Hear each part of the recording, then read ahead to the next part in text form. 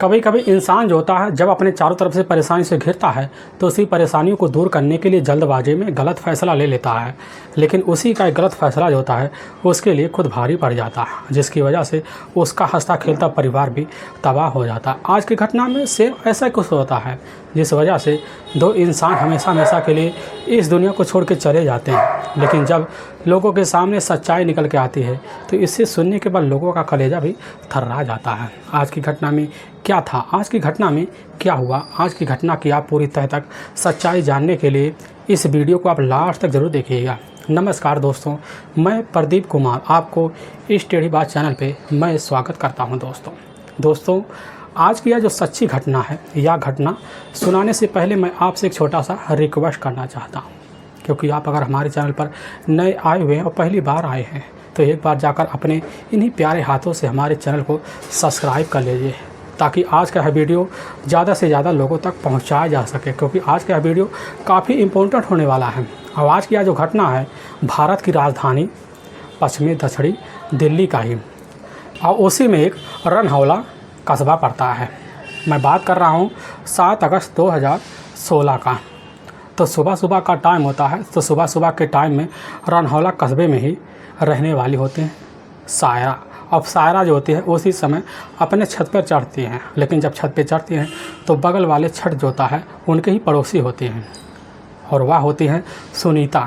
और सुनीता के छत पर जैसे ही अपनी निगाह जो होता है इधर सायरा फेरती है तो देखती है कि छत पर जो होता है एक व्यक्ति लौलवान अवस्था में पड़ा हुआ है। वह व्यक्ति को देखकर तुरंत ही सायरा समझ जाती है तो यह तो कोई और नहीं है, यह तो सुनीता का ही अपना देवर है राजेश। और जैसे यह नज़ारा देखती है, देखने के बाद वहीं तुरंत ही चीख चिल्ला पड़ती हैं। चीख चिल्लाने की वजह से काफ़ी लोग जो होता है उस गली में इकट्ठा होना शुरू कर देती हैं, लेकिन उसी बीच अब सायरा जो होती है अपने ही नज़दीकी पुलिस थाने में फ़ोन कर देती है। वहाँ के टीआई अधिकारी होते हैं ब्रह्म प्रकाश, और ब्रह्म प्रकाश जैसी खबर पाते हैं तुरंत ही अपने दल पर टीम को लेते हैं, फोरेंसिक टीम को लेते हैं, और उसी समय सायरा के बताए हुए ठिकाने पर पहुंच जाते हैं। और जैसे उस कमरे में घुसते हैं और दूसरे तल्ले पर चढ़ते हैं तो वहां पर देखते हैं जो बरामदा है उसी बरामदे में सुनीता का डेड बॉडी लहूलुहान अवस्था में पड़ी हुई है। और वह नज़ारा देखकर आईटीआई अधिकारी ब्रह्म प्रकाश तुरंत ही सन्नासा रह जाते हैं। सन्नासा रह जाने के बाद अब उसी घटना का उस समय जब निरीक्षण करते हैं तो साइड में देखते हैं एक नुकीला हथियार जो होता है खून से लथपथ अवस्था में सुनीता के ही पास पड़ा हुआ है। ऐसा नज़ारा देखकर उनको मामला पूरा समझ में आ जाता है कि इस घटना को काफ़ी बुरी तरह से अंजाम दिया गया है। और ब्रह्म प्रकाश अपने कुछ सिपाही को लेकर उसी समय छत पर बढ़ जाते हैं, लेकिन जब छत पर बढ़ते हैं देखते हैं कि वहीं पर एक व्यक्ति का डेड बॉडी काफ़ी लहूलुहान अवस्था में पड़ा हुआ है, जो चेहरे को काफ़ी बुरी तरह से कुचला हुआ है। और वहाँ पर ब्रह्म प्रकाश तुरंत ही अपने सिपाही को इशारा करते हैं और उस घटनास्थल का निरीक्षण करना शुरू कर देते हैं, लेकिन पास ही देखते हैं एक काफ़ी वजनदार हथियार होता है और उसी हथियार पे काफ़ी सारे ब्लड रखे होते हैं। पुलिस तुरंत ही समझ जाती है कि इसी हथियार का यूज करके इस व्यक्ति की हत्या की गई है। तभी वहाँ पर खड़े जो व्यक्ति होते हैं पुलिस उनसे पूछताछ शुरू कर देती है, तो उसी में से एक व्यक्ति निकलता है। वह व्यक्ति तुरंत ही पुलिस के सामने कहने लग जाता है कि साहब या तो राजेश है और सुनीता का ही अपना ही देवर है। असल में आज राजेश जो होता है या हरियाणा का ही सोनीपत का ही हुमाई गांव का रहने वाला है, और जो अपने ही भाभी सुनीता से हर वक्त मिलने इधर आया जाया करता था। लेकिन साहब जब भी यहाँ आता था, आते ही वक्त इसकी जो अपनी छोटी बेटी होती है ज्योति, और तुरंत ही अपनी माँ को छोड़कर उसी समय अपनी सहेली के घर हर दिन सोने के लिए चली जाते थे। और वह जो था कल शाम को भी 10 बजे के आसपास ज्योति अपने ही सहेली के यहाँ सोने के लिए चली जाती है। अब वहाँ पर खड़े आईटीआई अधिकारी जैसी आप बात सुनते हैं, सुनने के बाद ब्रह्म प्रकाश से एकदम चौंक से जाते हैं कि आखिर एक बेटी अपनी माँ को छूती हुई अवस्था में इस तरह कैसे दूसरे के यहाँ सोने के लिए जा सकती है। पुलिस के मन में कुछ एक बात गूंज से जाती है, हो सकता है ज्योति को कुछ पता हो।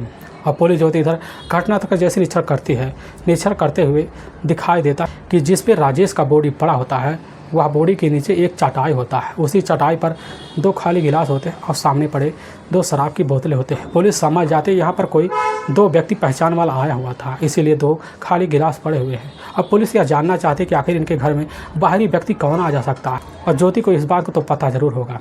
और इसीलिए पुलिस ज्योति है जब उस घटना का निरीक्षण करती है, निरीक्षण करते ही वक्त वहाँ पर ज्योति थमक जाती है। और जैसे ज्योति यह नज़ारा देखती है, देखने के बाद वहीं दहाड़े मारकर चीख चिल्ला पड़ती है। लेकिन पुलिस जब ज्योति से यह पूछने लग जाती है कि आखिर तुम अपनी माँ को रात 10 बजे छोड़कर अपनी सहेली के यहाँ सोने के लिए क्यों जाती हो, और जैसी यह बात पुलिस पूछती है तुरंत ही ज्योति वहीं पर शर्मा जाती है। पुलिस समझ जाती है कोई अनहोनी बात ज्योति के अंदर छिपी हुई है जो सबके सामने बताना नहीं चाहती है। और पुलिस और साथ में वहाँ ITI अधिकारी जो होते हैं ब्रह्म प्रकाश उन दोनों बॉडी को अच्छे से जांच पड़ताल कर देते हैं। फोरेंसिक टीम आती है, फिंगरप्रिंट टीम आती है, अपने हिसाब से कुछ सबूत इकट्ठा करती है। इकट्ठा करने के बाद तुरंत इधर जो होता है पुलिस की टीम दोनों बॉडी को पंचनामा करने के बाद अपने ही नज़दीकी सरकारी अस्पताल में पोस्टमार्टम के लिए भिजवा देती है। पुलिस की टीम इस केस की छानबीन करने के लिए अब 2 टीमों का गठन कर लेती है। दोनों टीम इस केस की छानबीन करने के लिए काफ़ी तहकीकात से लग जाती है। तभी दूसरे दिन का वक्त होता है और जैसे सुबह का टाइम होता है तो उसी बीच ITI अधिकारी होते हैं ब्रह्म प्रकाश उसी समय अपने थाने के ही थाना प्रभारी जो होते हैं सुभाष मलिक और साथ में इंस्पेक्टर होते हैं और कांस्टेबल होते हैं, उन सब टीमों का गठन कर देते हैं। और वही जब टीमें जो होती हैं उसी समय सुभाष मलिक अपनी टीमों लेकर अब ज्योति के घर पहुंच जाते हैं और ज्योति से वहीं एक महिला के सामने पूछताछ शुरू कर देते हैं। और जब ज्योति से पूछा जाता है तो ज्योति एक शर्माते हुए लफ्ज़ में कहने लग जाती कि साहब, जब से हमारे पिता इस दुनिया से गुजरे हुए हैं तब से हमारी मम्मी जो होती है और यह सुनीता हर वक्त अपने मुताबिक काम करती है और वह उसकी हरकतें काफ़ी बद से बेहतर भी हैं। लेकिन कल शाम के टाइम जब अपने घर पे थे तो उसी वक्त हमारे जो अपने चाचा होते हैं राजेश वह आते हैं, लेकिन उनका तो आना हर रोज़ चालू रहता है। और जब घर पे आते थे तो मम्मी के साथ कुछ अश्लील हरकतें करते हैं और बातें भी करते हैं, जिसकी वजह से वह हम काफ़ी ज़्यादा शर्मा जाते हैं। और अपनी मम्मी से जब झगड़े तकरार करते तो हमारी मम्मी खुद हमारे ऊपर गुस्सा हो जाती है, जिसकी वजह से हम हर दिन अपने चाचा के आने के बाद अपनी सहेली के पास सोने के लिए चले जाते हैं। अब पुलिस को बस इतना तो पता लग जाता है कि आखिर सुनीता के अंदर कुछ ना कुछ रहस्य दबा हुआ पड़ा है। अब इसीलिए पुलिस बिना देरी किए सुनीता का जो मोबाइल नंबर होता है उसका पूरा CDR डिटेल निकाल लिया जाता है। और जब CDR डिटेल निकाला जाता है तो उसमें एक नंबर काफ़ी अनजान दिखता है और वो नंबर जो होता है रात को लगभग 2 बजे के आसपास उस नंबर से किसी कप्तान के पास फ़ोन किया जाता है। वह कप्तान कोई और नहीं होता है, वह खुद ज्योति का अपना पति होता है, कप्तान सिंह का होता है। तभी पुलिस को शंका हो जाता है कि ज़रूर कप्तान सिंह और साथ में सुनीता के बीच कुछ ना कुछ रिश्ता तो होगा। और पुलिस को जैसे आशंका होता है उसी समय ज्योति से बुलाकर जब पूछताछ किया जाता है तो ज्योति पुलिस के सामने कह बैठती कि साहब, हमारा जो अपना पति है कप्तान सिंह का हमारी अपनी माँ सुनीता से साथ कोई रिश्ता नहीं है। अब पुलिस के सामने जैसी आप बात सुनीता रखती है, रखने के बाद पुलिस को तो यकीन हो जाता है जरूर कप्तान सिंह के अंदर कुछ ना कुछ राज छिपा हुआ है। क्यों रात में 2 बजे के आसपास सुनीता के मोबाइल नंबर पर फ़ोन आता है और पुलिस बिना देरी किए सबसे उसी समय निकल जाती है कप्तान सिंह के गाँव। असल में वहाँ रहने वाला होता है हरियाणा के ही भालगढ़ के ही। मौके पर उसका अपना परिवार भी रहता है, लेकिन पुलिस जैसे ही पता पाती उसी समय भालगढ़ गांव पहुंचती है। वहीं पर कप्तान सिंह को धर दबोचती है और वहीं से तुरंत थाने ले आती है। जब अपने थाने ले आती है तो पुलिस जैसे ही कप्तान सिंह की पूछताछ करती है, पूछताछ करते ही पुलिस को देखती कप्तान सिंह एकदम थर-थर काँपना शुरू हो जाता है, क्योंकि कप्तान सिंह कोई ऐसा सातिर मुजरिम था नहीं जो पुलिस के सामने ज़्यादा टिक सके। और पुलिस के सामने तुरंत ही कहने लग जाता कि साहब, इसमें हम तो हैं, साथ में हमारा अपना एक छोटा भाई है और अमित, और उस अमित का एक छोटा दोस्त है सुमित शर्मा। और पुलिस जैसे ही दोनों का नाम पता पाती है, पता पाने के बाद पुलिस की टीम जो होती है इधर सुमित शर्मा और साथ में अमित की तलाशी करने के लिए लग जाती है। काफ़ी मेहनत करती है और जब मेहनत करती है तलाशी करते करते रोहतक के ही बीच पड़ी एक इलाका पड़ता है। वहीं से अब सुमित शर्मा को और साथ में सोनीपत से ही अमित को गिरफ्तार कर लिया जाता है। और पुलिस की टीम जैसे ही अमित और साथ में सुमित शर्मा को थाने लाती है, अपने सामने ही इधर जो होता है अपने बड़े भाई अब अमित जो होता है देखता है तो थर थर काँपना शुरू कर देता है। बिना किसी दबाव के पुलिस के सामने अमित और साथ में सुमित शर्मा अपना जुर्म कबूल कर लेते हैं। लेकिन पुलिस के सामने तीनों मिलकर जो सच्चाई रखते हैं, इससे सुनने के बाद पुलिस का जो कलेजा होता है ये एकदम थर्रा जाता है। असल में हरियाणा का एक जाना माना प्रदेश पड़ता है सोनीपत। सोनीपत का ही एक हुमायूंपुर गांव पड़ता है। अब उसी गांव के रहने वाले होते हैं जिले सिंह के टोटल 4 बच्चे होते हैं, जिसमें 2 बेटे होते हैं और 2 बेटियां होती हैं। लेकिन जो सबसे बड़ा जो बेटा होता है वह बेटा होता है राजकुमार, और राजकुमार का जो छोटा भाई होता है वह होता है अंकित। और राजकुमार के पास लगभग 7 एकड़ का खेती होता है। लेकिन जिले सिंह जो होते हैं उस इलाके काफ़ी जाने माने किसान भी होते हैं। लेकिन जिले सिंह को जैसे पता चलता है कि अब जो होता राजकुमार शादी के दलील पर पहुंच चुका है, उसी बीच राजकुमार जो था अपने बेटे के लिए लड़की की तलाशी करना शुरू कर देते हैं। तभी उनको पता चल जाता है इस सुनीता के बारे में। सुनीता जो होती है हरियाणा की रहने वाली होती है। और जैसे पता चलता है कि सुनीता की उसी समय शादी जो होता है सुनीता के घर परिवार वाले राजकुमार से करवा देते हैं। और राजकुमार जैसे सुनीता शादी करता है, खूबसूरत पत्नी अपनी जिंदगी को काफ़ी खुशहाल समझ लेता है। इधर कैसे कैसे न तैसे कर वक्त गुजारने लगते हैं। लेकिन इसी बीच राजकुमार जो होता है अपने परिवार की वजह से, अपने परिवार की कमाई से होता है, खुद अपने ही पैसों से वह जाकले में ही रन हौला में जाकर एक खुद का प्लाट ले लेता है और उसी में जाकर इधर अब जो होता है सुनीता के साथ रहना शुरू कर देता है। और जब रहने लग जाता है तो उसके पास ठीक ठाक वहीं कंपनी से कुछ पैसे भी आ जाते हैं, जिसकी वजह से अपना ज़िंदगी सुनीता के साथ कैसे न कैसे बिताने लग जाता है। तो इसी बीच सुनीता के लगभग 2 बेटियां भी हो जाती हैं, जिसमें जो बड़ी बेटी होती है वह काफ़ी खूबसूरत भी और चंचल भी होती है, लेकिन जो छोटी बेटी होती है वह ज्योति है। इधर राजकुमार जो होते हैं अपने बलबूते पर जाकर जैसे उनकी बड़ी बेटी शादी की जगह पर पहुंचती है तो उसी समय जाकर बड़ी बेटी की शादी करवा देते हैं। लेकिन राजकुमार के पास जब काफ़ी हद से ज़्यादा पैसे आने लगते हैं तो उसी बीच वह शराब की आदी बन जाते हैं। आदी बनने की वजह से अपनी पत्नी जो था सुनीता को भी उसी में लगा देते हैं, जिसके बाद सुनीता और साथ में राजकुमार दोनों मिलकर साथ में पैक लगाने लगते हैं। अब यह सिलसिला जो होता है हर वक्त चलने लग जाता है। इसी बीच सुनीता का ही एक अपना खास देवर होता है, वह कोई और नहीं होता, वह होता है राजेश। अब राजेश इधर जो होता है सुनीता का फ़ोन पे हर दिन बात होते थे। बात होने की वजह से इनका जो होता है मेल मिलाप होता था, यहाँ तक इनके बीच प्रेम संबंध में हो जाता है। और प्रेम प्रेम का जो सिलसिला होता है बेधड़क चलने लग जाता है और चलते चलते कुछ साल और बीत जाता है।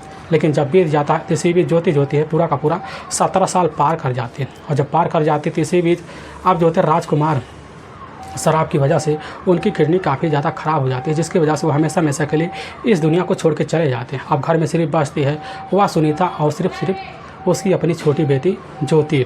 अब सुनीता जो होती है मन मुताबिक अपनी ज़िंदगी जीना शुरू कर देती है। अब इस तरह जीती है कि अपने शौक़ के लिए अपने हिसाब से वह लड़के भी अपने कमरे पर बुलाने लगती है और जब मन करता नए नए लड़के बुलाकर अपने हिसाब से वह संबंध बनाती है और संबंध इस तरह बनाती है जिसकी वजह से लड़के काफ़ी ज़्यादा खुश हो जाते हैं। अब यह सिलसिला जो होता है संबंध का हर वक्त चलने लग जाता है और चलते चलते कई साल वक्त गुजर जाते हैं। लेकिन इसी बीच ज्योति को जो पता लग जाता है तो ज्योति अपनी माँ के खिलाफ खुद खड़ी हो जाती है। इधर सुनीता भी अपनी बेटी से काफ़ी ज़्यादा परेशान हो जाती है। तभी वह फैसला लेती है और जब फैसला लेती है उसी बीच के दिमाग में आता क्यों ना ज्योति का शादी करवा दिया जाए। और शादी के लिए उसी समय उसके एक हित व्यवहारी होते हैं, उन्हीं के द्वारा पता चलता है कि यह कप्तान सिंह जो होता है काफ़ी पढ़ा लिखा भी है और अच्छा खासा लड़का है। और उसी समय जाकर कप्तान सिंह के साथ जो होता है ज्योति की शादी इधर अब सुनीता करवा देती है। अब ज्योति जैसे ही अपने ससुराल जाती है तो अपने पति के साथ कुछ दिन तो रहती है, लेकिन कप्तान सिंह जो होता है मौके पर संगमरमर का काम किया करता था, जिसके पास उसकी वजह से काफ़ी ठीक ठाक पैसे आते। इतने पैसे आ जाते कि वह शराब का लत लगा लेता और लेकिन जब शराब पीकर आता अपने घर पर तो उसकी जो अपनी पत्नी होती ज्योति का वहीं पर पिटाई कर देता है, जिसकी वजह से ज्योति काफ़ी ज़्यादा परेशान हो जाती है। और यह सिलसिला हर बार कप्तान सिंह का अब ज्योति के साथ चलना शुरू हो जाता है। इतना चलता है कि ज्योति इसी की शिकायत अपनी माँ सुनीता को दे देती है। अब सुनीता जब जानती तो अपने ही दमाद से लड़ बैठती है और लड़ने की वजह से इधर कप्तान ज्योति का और पिटाई कर देता। अब ज्योति काफ़ी ज़्यादा परेशान हो जाती है और परेशानी की वजह से झगड़े तगड़ा कर हमेशा हमेशा के लिए अपनी माँ सुनीता के पास आ जाती है और सुनीता के पास अच्छे खासे रहना शुरू कर देते हैं। लेकिन सुनीता जो होती है अपना वक्त गुजारने के लिए खुद अपने ही कमरे पर हमेशा हमेशा के लिए अपना जो देवर होता है उसके साथ संबंध रखना आप चालू कर देती है। और राजेश जो होता है राजेश का बस एक ही मकसद होता है कि उन्हें अपनी भाभी को अपने कब्जे में लिया जाए, उनका जितना भी प्रॉपर्टीज़ है झन जायदाद है सबको अपने कब्जे में कैसे न कैसे कर दिया जाए, क्योंकि उसका जो हिस्सा होता है पूरा का पूरा हिस्सा उस समय सुनीता के नाम होता है। कैसे न तैसे नाम करवा कर राजेश इस चक्कर में पड़ा रहता है और हर बात जो होता है सुनीता के बुलाने पर उसके कमरे पर आता और रिश्ता रख कर चला जाता। और जब इस रिश्ते की जानकारी इधर अब ज्योति के ससुराल वाले को हो जाता है तो उसी कप्तान सिंह का अपना छोटा भाई होता है अमित सिंह। अमित सिंह को जैसी खबर लगता है तो उसी समय भन्ना आ जाता है और अपने भाई कप्तान को सलाह देता है कि जाकर तुम अपनी पत्नी को अपने ही मायके से उसको ले आओ। और कप्तान जो होता है अपने भाई की बात मान लेता है, लेकिन जब अपने ससुराल आता तो उसी समय ज्योति और सुनीता दोनों मिलकर इधर कप्तान सिंह को काफ़ी खरी खोटी सुनाकर वहाँ से भगा देते हैं। लेकिन इसकी खबर जैसे ही इधर जिले सिंह को लगता, जिले सिंह अपने दोनों बेटों को एक साथ भेजती है और जब साथ भेजती तो इधर सुनीता दोनों से लड़ बैठती, काफ़ी खरी खोटी सुनाती और ज्योति भी अपनी माँ की तरफ से दोनों से लड़ बैठती। इसकी वजह से इधर अब अमित और साथ में कप्तान सिंह अपने घर आते हैं, लेकिन उनकी जो ज़िंदगी होती है उनके ही गाँव में काफ़ी विश्वार हो जाती है, क्योंकि गांव वालों को पूरा पता चल जाता है कि ज्योति की अपनी जो माँ है वो अपने इलाके में काफ़ी बुरी तरह से उनकी चर्चे भी हैं, क्योंकि काफ़ी लड़कों के साथ उनके रिश्ते बने हुए हैं। और यह सब बदनामी जो होता है इधर अमित और साथ में कप्तान झेलते रह जाते हैं। लेकिन काफ़ी जब हताश हो जाते हैं अमित सोच लेता है कि अब जाकर सुनीता को कुछ ना कुछ राय मशवरा देना पड़ेगा, अगर ना मानी तो उसके ज़िंदगी का हम आखिरी दिन बना देंगे। अमित तुरंत ही अपने भाई को लेता है और कप्तान को साथ लेकर तो रनहौला पहुंच जाता है। और जब कमरे पर पहुंचता है सुनीता के, तो वहीं पर ज्योति होती है। ज्योति के सामने अमित और साथ में कप्तान सिंह दोनों कह देते हैं कि ज्योति को इसी वक्त अपने साथ ले जाएंगे, लेकिन सुनीता इतनी तेज तर्रार होती है कि दोनों को वहीं पर काफ़ी ज़ोरों से पिटाई कर देती है। पिटाई करने की वजह से वहाँ दोनों काफ़ी ज़्यादा हताश हो गए। हताश होने के बाद अमित और साथ में कप्तान सिंह अपने गाँव चले आते हैं, लेकिन अमित काफ़ी गुस्सैला हो जाता है। इसी गुस्सैले होने की वजह से तुरंत ही फैसला ले लेता है कि जिसकी वजह से हमारे घर में इस तरह की कला हुई, उसको तो हमेशा हमेशा के लिए यानी कि सुनीता को रास्ते से हटा देंगे। और उसी समय एक प्लान बनाता है। उसी प्लान के तहत जो होता है, इधर अमित का एक अपना जिगरी दोस्त होता है, वह कोई और नहीं होता है सुमित शर्मा, जो उसी के इलाके में रहता है। सुमित शर्मा को जाकर अपने प्लान में शामिल कर देता है, साथ में कुछ पैसे दे देता है। तभी अमित जो होता है तुरंत ही अपने दोस्त सुमित शर्मा को साथ लेता है। साथ लेने के बाद अब रनहौला के उसी कस्बे पहुंच जाता है जहां पर सुनीता रहती थी। और सुनीता के कमरे पर जैसे ही जाता है तो अपने दोस्त सुमित शर्मा को लेकर अंदर घुसता है, तो सुनीता वहीं पर खड़ी होती है, काफ़ी नशे में बेसुध होती है। और सुनीता जैसे ही अमित शर्मा को देखती है तो उसी के ऊपर भनना आ जाती है। भनना आने की वजह से अब इधर जो होता है सुमित खुद सुनीता से भिड़ जाता है। अब भिड़ते भिड़ते बरामदे में सुनीता को ले जाती है। वहीं पर धक्का मारकर सुमित जो होता है सुनीता को गिरा देता है। और गिराने की वजह से सुनीता वहीं काफ़ी जो होता है खरी खोटी इधर सुमित को सुनाना शुरू कर देते हैं, लेकिन सुमित जो था अपने साथ लेता है। और अमित को पता चल जाता है कि इस समय राजेश भी आया हुआ पड़ा हुआ है। और जैसे ही पता पाता है, उसका जो दिमाग होता है एकदम चकरा जाता है और सुमित को अपने साथ लेता छत पर चढ़ जाता है। देखता है कि छत पर बैठा हुआ है राजेश जो होता है शराब की पैक पे पैक लगाया जा रहा होता है। और वहीं पर एक खाली गिलास पड़ा होता है, उसी में को शराब डालता है और शराब जो होता है खुद अमित पी लेता है। और जब पी लेता है तो इसी बीच राजेश जो होता है अमित से झगड़ा कर जाता है। और इतने झगड़ा कर जाता है कि सुमित वहीं पर पास ही रखा हुआ एक तेजधार वजनदार हथियार होता है, वही हथियार सुमित उठाता अपने हाथ में लेता है। उसी हथियार से होता है अब राजेश के ऊपर तेजधार प्रहार करता है, जिसकी वजह से पूरा चेहरा खून से लथपथ हो जाता है। और वहीं ज़मीन पर मृत अवस्था में राजेश गिर जाता है। और जैसे यह नज़ारा और यह आवाज़ जो होता है चिल्लाने की इधर सुनीता को लगता है। सुनीता छत पे सारा नज़ारा देख लेती है, वहीं पर चिल्ला लेती है और चिल्लाने की वजह से अपने कमरे की तरफ भागती है। लेकिन उसी के पीछे सुमित और अमित लग जाते हैं, बरामदे में ले जाते हैं। बरामदे में ले जाते ही पकड़ लेते हैं और वहीं पर सुमित अपने जेब में रखा हुआ तेजधार हथियार निकालता है। उस हथियार से अब सुनीता के ही शरीर पर काफ़ी तेजधार प्रहार करता है। प्रहार करने की वजह से सुनीता वहीं ज़मीन पर लहूलुहान अवस्था में गिर जाती है। अमित जो था सुमित से का मोबाइल नंबर मांगता है, तो सुमित कह देता है तुम्हारा मोबाइल तुम्हारे पास है नहीं क्या? अमित कह देता नहीं यार, अपना मोबाइल हम जानबूझकर यहाँ पर नहीं लाए क्योंकि ताकि पुलिस हम तक लोकेशन के तहत ना पहुँच सके। और जैसे यह बात कहता है तो अमित का जो नज़र होता है जाकर बेड पर बढ़ जाता है और बेड पर ही वहीं पर सुनीता का मोबाइल रखा होता है। उसी मोबाइल से उसी समय अपने बड़े भाई कप्तान सिंह को फ़ोन कर देता है और कहने लग जाता है कि तुम्हारी सास का और तुम्हारे दुश्मन का हमने सारा काम तमाम कर दिया। और वहाँ फ़ोन तुरंत ही काट के इधर जो था दोनों बाहर निकल जाते हैं। निकलने के बाद पुरानी दिल्ली पहुँच जाते हैं और रेल स्टेशन पे जाते हैं। लगभग 5 बजे का टाइम होता है सुबह का, तो वहीं सोनीपत का ट्रेन पकड़ते हैं और अपने अपने घर चले जाते हैं।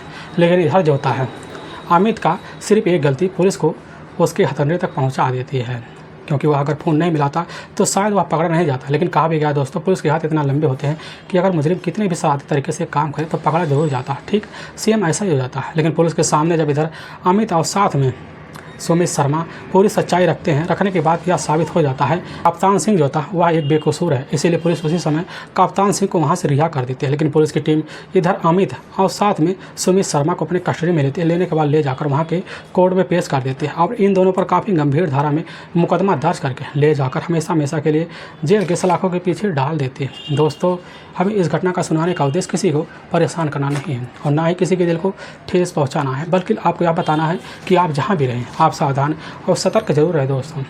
दोस्तों फिर मिलेंगे एक नए वीडियो के साथ, तब तक के लिए जय हिंद और जय भारत।